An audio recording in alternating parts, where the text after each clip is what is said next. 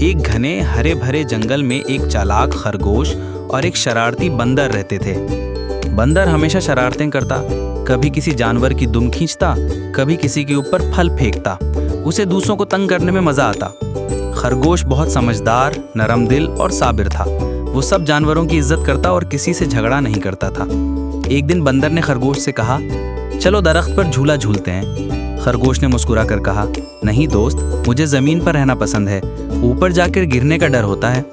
بندر نے زور زور سے درخت ہلایا تاکہ خرگوش ڈر جائے، مگر اچانک ایک کمزور شاخ ٹوٹ گئی اور بندر نیچے زمین پر آ گرا۔ اسے چوٹ لگی۔